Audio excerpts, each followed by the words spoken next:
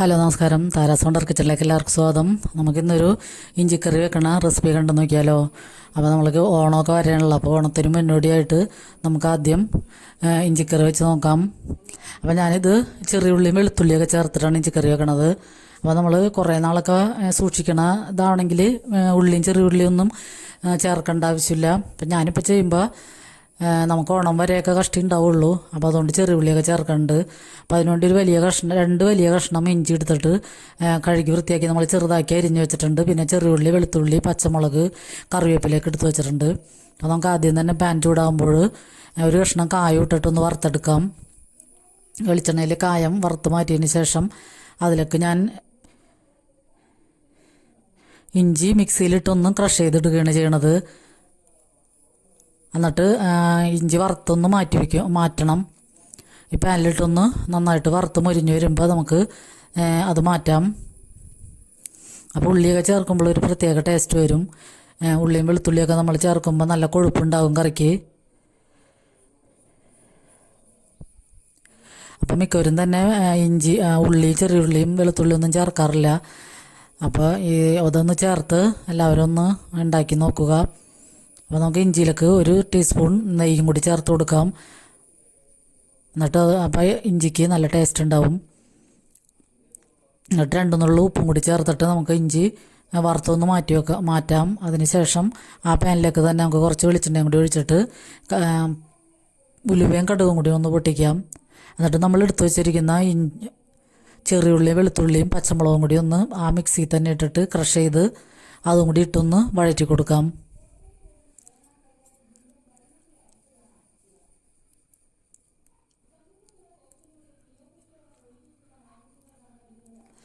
അപ്പം ഇഞ്ചിക്കറിയൊക്കെ വെക്കാൻ എല്ലാവർക്കും അറിയാം. അപ്പം നമ്മൾ വെക്കണ ഒരു രീതി കാണിച്ചെന്ന് മാത്രമേ ഉള്ളൂ.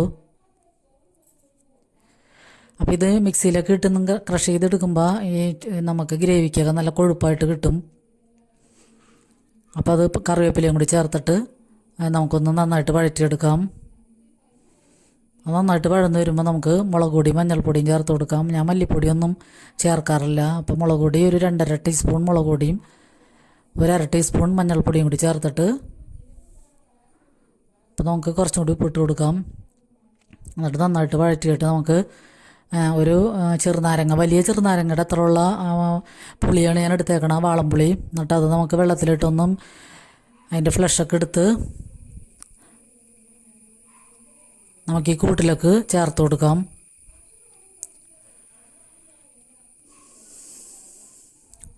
അപ്പോൾ ഓരോരുത്തരും പല ടൈപ്പിലായിരിക്കുമല്ലോ, ഇഞ്ചമ്പുളി, പുളിയിഞ്ചി, പിന്നെ ഇഞ്ചിക്കറി ഒക്കെ പല മോഡലിൽ തവണ ഓണത്തിന് എല്ലാവരുടെയും വീഡിയോ ഒക്കെ ഞാൻ കണ്ടു തുടങ്ങിയിട്ടുണ്ട്. അപ്പോൾ പല ടൈപ്പിലെ കറികളും പച്ചക്കറികളുടെയൊക്കെ റെസിപ്പീസൊക്കെ എല്ലാവരും ഇടാറുണ്ട്. അപ്പോൾ നമ്മുടെ ഈ വീഡിയോക്കൊക്കെ എല്ലാവരുടെയും ഒരു സപ്പോർട്ട് ഇനിയും വേണം. എന്നാലാണ് നമുക്ക് ചാനലൊക്കെ മുന്നോട്ട് കൊണ്ടുപോകാൻ സാധിക്കുകയുള്ളൂ.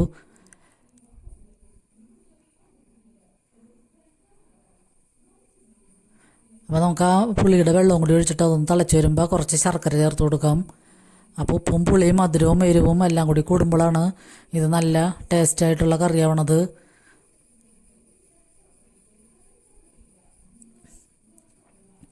അപ്പോൾ അതും കൂടി ചേർത്തിട്ട് നമുക്ക് പാകത്തിന് ഉപ്പ് ഇട്ട് കൊടുക്കാം.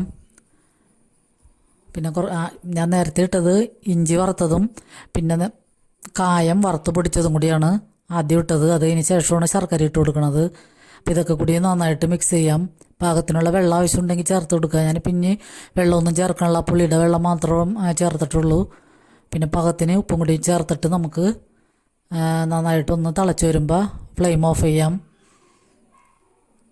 അപ്പോൾ നല്ല പുളിയും എരിവും ഉപ്പും എല്ലാം കൂടി കൂടിയാൽ നല്ല അടിപൊളി ഇഞ്ചിക്കറി റെഡിയാണ്. അപ്പോൾ ഇത് എല്ലാവരും ഒന്ന് ട്രൈ ചെയ്യുക എന്നൊന്നും ഞാൻ പറയാനുള്ള, എല്ലാവരും ഉണ്ടാക്കാറുണ്ട്. അപ്പോൾ വീഡിയോ എല്ലാവർക്കും ഇഷ്ടമായെന്ന് കരുതുന്നു.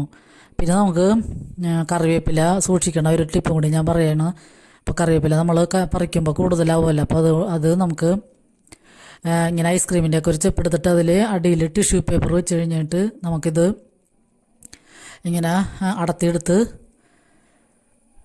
ഈ ടിഷ്യൂ പേപ്പറിൻ്റെ മുകളിൽ വെച്ചതിന് ശേഷം ഒരു ടിഷ്യൂ പേപ്പർ എടുത്ത് അതിൻ്റെ മുകളിലും കൂടി വെച്ച് ഒന്ന് അടച്ച് വെക്കുകയാണെങ്കിൽ നമുക്ക് ഫ്രിഡ്ജിൽ സൂക്ഷിക്കുകയാണെങ്കിൽ ഇത് ഉണങ്ങാതെയും വാടാതെയൊക്കെ ഇരിക്കും. കുറച്ച് ദിവസം നമുക്ക് ഇതിൽ നിന്ന് ഉപയോഗിക്കാൻ പറ്റും. അപ്പോൾ നമ്മൾ കറിയൊക്കെ ഉള്ളിയൊക്കെ മൂപ്പിച്ച് കഴിയുമ്പോൾ കറിവേപ്പിലൊക്കെ അതിൻ്റെ ചെടിയിൽ മരത്തുമ്മലൊക്കെ ഓടണതിന് പകരം ഇങ്ങനെ നമ്മൾ എടുത്ത് വയ്ക്കുകയാണെങ്കിൽ പെട്ടെന്ന് നമുക്ക് ഉപയോഗിക്കാൻ പറ്റും. അപ്പോൾ ഇതിക്ക് മുമ്പ് ഞാൻ വാഴയിലയിൽ കറിവേപ്പില സൂക്ഷിക്കേണ്ട ഒരു വീഡിയോ ഇട്ടിട്ടുണ്ട്. അപ്പോൾ അത് കാണാത്തവരുണ്ടെങ്കിൽ ഒന്ന് കണ്ട് സപ്പോർട്ട് ചെയ്യുക. അപ്പോൾ അതിങ്ങനെ ടിഷ്യൂ പേപ്പറിൽ നമ്മൾ ഇത് അടച്ച് വയ്ക്കുകയാണെങ്കിൽ ഉണങ്ങാതെയും വാടാതെയൊക്കെ ഇരുന്നോളും. കുറച്ച് ദിവസം ആയിട്ട് നമുക്ക് ഉപയോഗിക്കാൻ പറ്റും. പിന്നെ ഞാൻ പനിക്കൂർക്കയുടെ തണ്ടൊക്കെ ഒരു കുപ്പിയിൽ വെള്ളത്തിൽ ഇട്ട് ഇങ്ങനെ വയ്ക്കാറുണ്ട് നമ്മുടെ അടുക്കളയുടെ ആ മൂലയ്ക്കൊക്കെ ഉണ്ട്. അപ്പോൾ അത് വെള്ളമൊക്കെ ഇടയ്ക്കിടയ്ക്ക് 2 ദിവസം കൂടുമ്പോൾ മാറ്റി കൊടുക്കണം. അപ്പോൾ അതിൻ്റെ ഉള്ളിലും ഒരു തണ്ട് കറിവേപ്പില ഇങ്ങനെ വെക്കുകയാണെങ്കിൽ നമുക്കത് 2 ദിവസമൊക്കെ 2-3 ദിവസം എടുക്കാൻ പറ്റും. 2 ദിവസം കഴിയുമ്പോൾ അതിൻ്റെ എല്ലാം അടന്നു പോകും. അപ്പോൾ എടുത്ത് മാറ്റണം. അപ്പോൾ ആദ്യത്തെ 1-2 ദിവസം നമുക്ക് ഇങ്ങനെയും കറിവേപ്പില സൂക്ഷിക്കാൻ പറ്റും. അപ്പോൾ പെട്ടെന്ന് നമുക്ക് ഇതിൽ നിന്നൊക്കെ എടുത്ത് ഉപയോഗിക്കാം. അപ്പോൾ എല്ലാവർക്കും ഒരുപാട് നന്ദി.